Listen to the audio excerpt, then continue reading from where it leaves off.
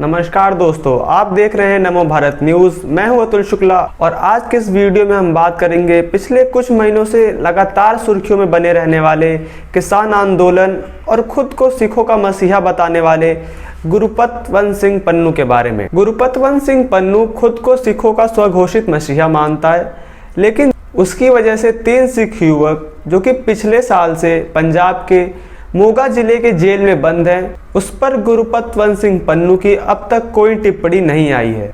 दरअसल पिछले साल गुरुपतवंत सिंह पन्नू ने 3 युवकों को पंजाब के मोगा जिले की प्रशासनिक इमारत पर झंडा फहराने के लिए उकसाया था, ठीक उसी प्रकार जैसे कि लाल किले पर झंडा फहराने के लिए कुछ लोगों को उकसाया गया था। इतना ही नहीं, इस काम के लिए उसने $2500 की धनराशि देने की बात भी कही थी। $2500 को अगर आप भारतीय रुपयों में कन्वर्ट करेंगे तो वो कुल 1,83,252 रुपये होते हैं।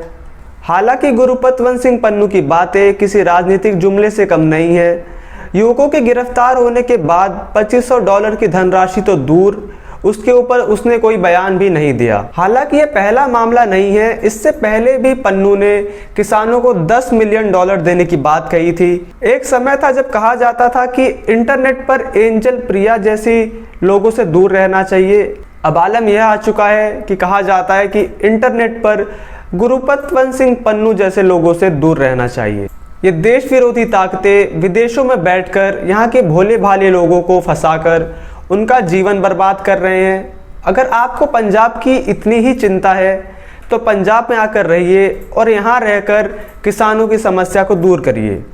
ये कनाडा और अमेरिका में बैठकर आप किसकी समस्या दूर कर रहे हैं? जिस तरह से एंटीवायरस कंप्यूटर से वायरस को दूर रखता है, उसी प्रकार पंजाब के लोगों को अपने अंदर देश प्रेम जगाना होगा, जिससे गुरुपतवंत सिंह पन्नू जैसे वायरस को दूर किया जा सके। गुरुपतवंत सिंह पन्नू के उकसाए जाने के बाद तीनों युवकों ने 14 अगस्त 2020 को पंजाब के मोगा जिले के प्रशासनिक इमारत पर खालिस्तान का झंडा फहराया था, जिसके बाद स्थानीय पुलिस ने इन तीनों युवकों को गिरफ्तार कर लिया था।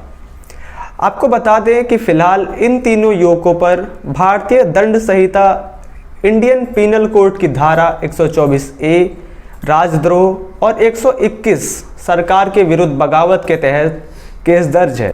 इसके अलावा तीनों युवकों पर राष्ट्र गौरव अपमान निवारण अधिनियम के तहत भी धाराएं लगाई गई हैं। सिख फॉर जस्टिस संस्थान के फाउंडर और खालिस्तान के समर्थक गुरुपतवंत सिंह पंजाब के गांव खानकोट का रहने वाला है, जो कि फिलहाल अमेरिका की नागरिकता लेकर विदेश में रह रहा है। गुरुपतवंत सिंह पन्नू अक्सर देश विरोधी हरकतें और पंजाब के लोगों में जहर फैलाने की वजह से जाना जाता है। आपको बता दें कि इन्हीं हरकतों की वजह से पिछले साल 1 जुलाई 2020 को गुरुपतवंत सिंह पन्नू को आतंकी घोषित कर दिया गया था। इतना ही नहीं, इससे पहले भी गुरुपतवंत सिंह पन्नू ने कई बार पंजाब के मासूम लोगों को पैसे का लालच देकर खालिस्तान के समर्थन की बात कही है। 26 जनवरी 2021 को जो कुछ देश की राजधानी में और लाल किले पर हुआ, ऐसा शर्मनाक मामला पहले कभी नहीं हुआ था। कुछ तथाकथित किसानों ने खालिस्तान के बहकावे में आकर देश के सम्मान से जो खिलवाड़ किया वो पूरी दुनिया ने देखा और कहीं ना कहीं भारत की अखंडता और एकता की छवि को नुकसान तो पहुंचा ही, साथ साथ देश के भोले भाले किसानों की छवि भी दूषित हुई। अगर आप वक्त में थोड़ा पीछे जाएंगे तो किसान आंदोलन को खालिस्तान के साथ एक और संगठन यूनाइटेड अगेंस्ट हेट समर्थन दे रहा था। आपको बता दें कि यूनाइटेड अगेंस्ट हेट वही संगठन है जिसके ऊपर दिल्ली में हुए हिंदू विरोधी दंगों में शामिल होने का आरोप था। देश विरोधी ताकतें लगातार देश की एकता और अखंडता को तोड़ने में अपना पूरा प्रयास कर रही हैं।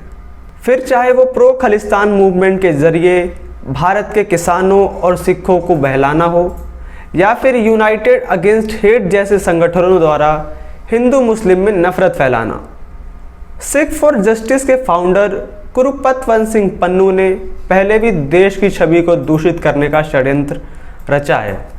आपको बता दें कि अक्टूबर 2020 में पूर्व प्रधानमंत्री इंदिरा गांधी की पुण्यतिथि के ठीक 1 हफ्ते पहले गुरुपतवंत सिंह ने एक वीडियो संदेश जारी करते हुए स्कूल के बच्चों को प्रो खालिस्तानी संगठन के नारे लगाने व खालिस्तान का झंडा फहराने की बात कही थी। बदले में उसने उन बच्चों को एक एक आईफोन मिनी देने की बात भी कही। इतना ही नहीं, उसने आगे कहा कि इस फ़ोन में पहले से ही पंजाब के जनमत संग्रह वाले ऐप्स होंगे। उसके साथ साथ इन फ़ोन में पहले से ही VPN इंस्टॉल होगा, जिससे बच्चे सिख फॉर जस्टिस के संगठन से लगातार संपर्क में बने रहें।